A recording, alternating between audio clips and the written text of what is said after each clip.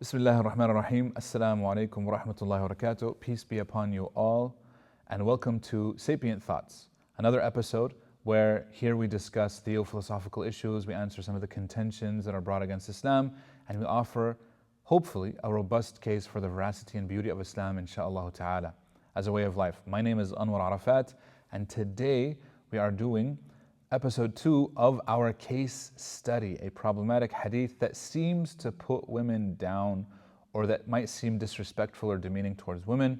And a person might read this, come across it in some of the books and say, hey, wait a second, this is problematic. So how do we deal with this? Well, as we demonstrated the hadith, of course it's a little longer. If you haven't listened to the hadith, you can go back to that first episode. In this episode, we will apply our hadith toolkit as we shared it, where we have 10 tools. So for this episode, we're going to go actually through the first 5 in applying them to this specific hadith, insha'Allah ta'ala. Tool number 1 is sincerity. And remember, we said this is sincerity towards the material, sincerity towards whatever goal it is, sincerity towards your own biases, and obviously as Muslims, first and foremost, sincerity towards God, Allah subhanahu wa ta'ala.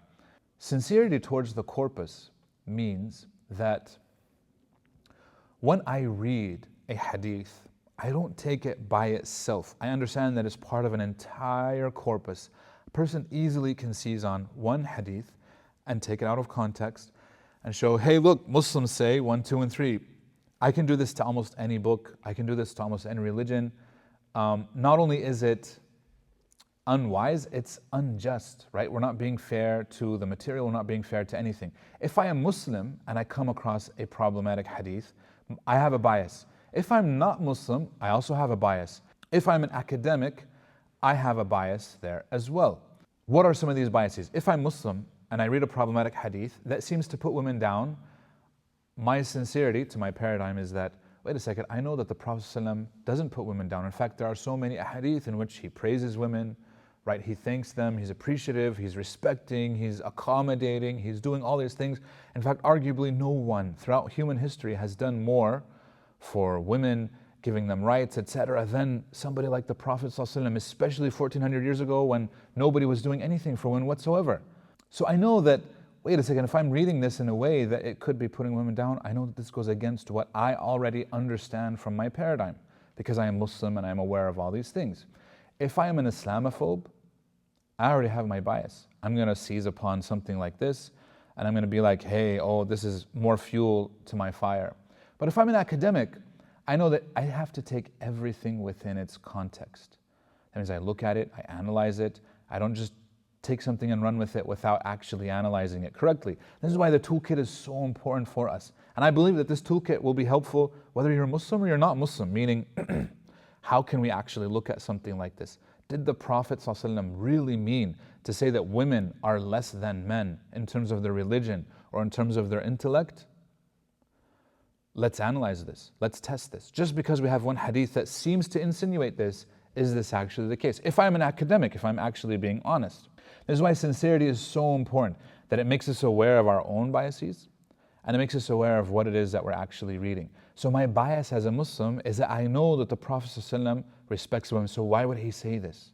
And by the way, this bias informs how we actually read the hadith, and we'll get into it. When we do the reread at the very end, we'll go into why did the Prophet ﷺ say this? What did he mean? And this is why sincerity is very important. So this is applying tool number 1. Tool number 2 is patience. Now, what does patience mean here? Patience, of course, is in contrast to, I want an answer now. We want everything instantaneous. I read it and I want to run with it.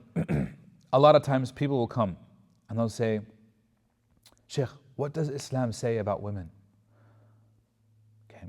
What does Islam say about women are deficient in their intellect and religion? The thing is, this is an incorrect question. What does Islam say is a problematic question. We can look at what does the Quran say, what does the Hadith say, what do some scholars say. But Islam as a huge concept is such a big thing that Islam is represented through a lot of these different avenues. But it's not that there's not one Islam, but that the question itself is inherently wrong. This is how, for example, the Khawarij, the Kharijites, when they came to Ali ibn Abi Talib radiallahu anhu, and they said, we want the Quran to rule between us, right? And so he brought, or I think in this narration it was Abdullah ibn Abbas, he brings a mushaf and he puts it in between them and he says, Quran, rule between us. And everybody looks at him like he's crazy. What? They said, this is a book, it doesn't speak. He said, that's what you asked though.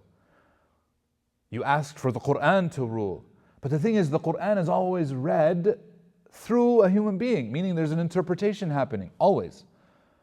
Right? Whether we like it or not. Now I can interpret it according to what I know the Prophet ﷺ said, I know what some of the companions said, etc., which is what we do all the time. But we're reading it through an interpretation. I saw something wonderful where there was a lady who came to a scholar and she said, what is the ruling in my case? I think it was an issue of divorce, right, on a certain ayah. And so the scholar told her, well, I can tell you what Imam al-Shafi'i rahimahullah says, or I can tell you what the Quran and Sunnah says. She says, no, tell me what Imam al-Shafi'i says. And the man got upset. He's like, what? I am telling you that I have the Quran and Sunnah and you're telling me Shafi'i? She says, no. What you're going to tell me is your interpretation of the Quran and Sunnah. And when you quote me Shafi'i, it's his interpretation of the Quran and Sunnah. Both of you guys are interpreting. And she says, I trust his interpretation over yours. He's a big imam. I don't know who you are, basically, she's saying.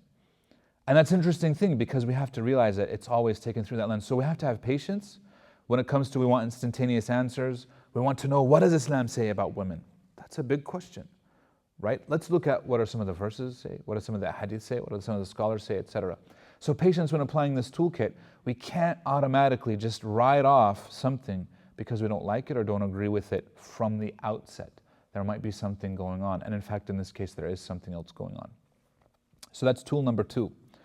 Tool number 3 is to talk to someone of knowledge.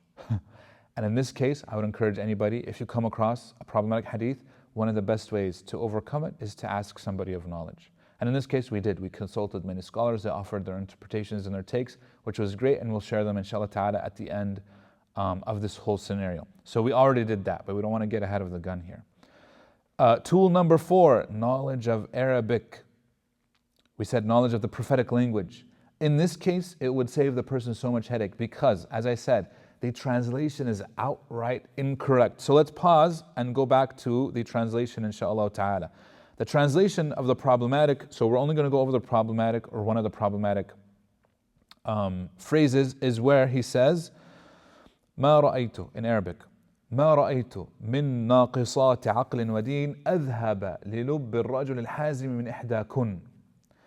Now, it was incorrectly translated as, I have not seen anyone more deficient in intelligence. I have not seen anyone more deficient in intelligence and religion than you. So this is sentence number 1. And then sentence number 2, he says, a cautious, sensible man could be led astray by some of you. Now, just right off the bat, in Arabic it was one complete sentence, and in English they translated it into 2, which caused a big problem. Meaning it's as a statement and not as a thing. Let's look at another translation. This is the translation of Mishkat al-Masabih that appears for us in the English translation. And what did that same phrase, how is it translated here?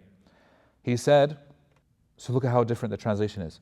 Among women who are deficient in intelligence and religion, I have not seen anyone more able to remove the understanding of a prudent man than one of you. This is a completely different meaning.